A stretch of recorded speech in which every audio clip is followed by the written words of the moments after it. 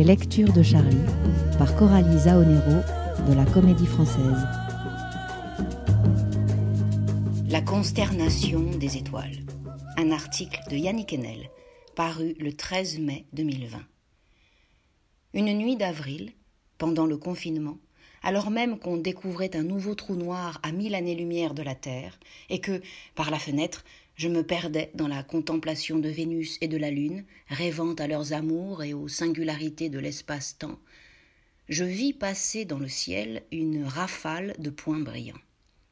Depuis 2 mois que les humanoïdes avaient cessé leur trafic et qu'ils se contentaient de ripailler en regardant des séries, le trafic aérien était à l'arrêt, le ciel était vide, les étoiles brillaient mieux. Qu'était-ce donc que ces flashs qui traversaient la nuit ?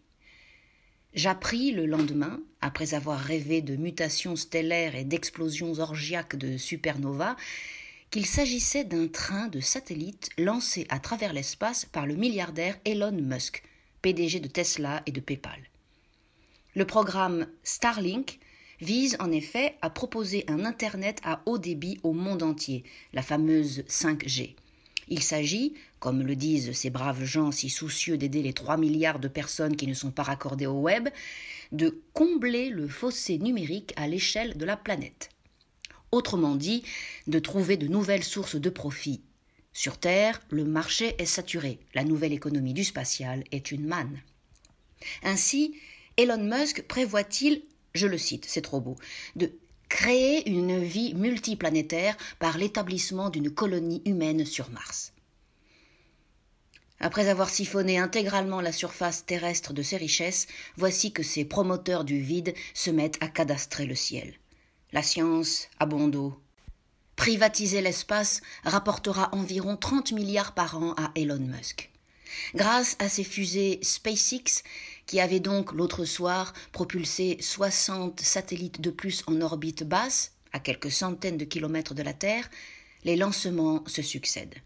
On prévoit ainsi une méga constellation de 40 000 satellites qui quadrillera la Terre. Je vous épargne les histoires, déjà folles, d'encombrement et de collisions. SpaceX est de toute façon autorisé par la Commission fédérale américaine des communications. Cet Internet universel avait d'abord été rêvé par Virgin et Coca-Cola sous le nom de OneWeb. Mais le virus a mis en faillite son convoyeur Airbus. C'est donc Elon Musk avec SpaceX et Google qui rafle la mise et qui, chaque nuit, tandis que vous regardez amoureusement les étoiles, s'emploie à mailler le globe à travers l'enveloppe infernale de la 5G. Le sans-contact règne. Si vous ne l'aviez pas compris, un virus vous l'aura rappelé. Le sans-contact est précisément l'avenir que nous préparent les mages fêlés du transhumanisme et de l'intelligence artificielle, qui ont désormais tout pouvoir. Ils raflent tout, déjà nous font payer et nous contrôlent. Bientôt, ils nous gouverneront. Retrouvez Charlie Audio chaque semaine en exclu sur le web.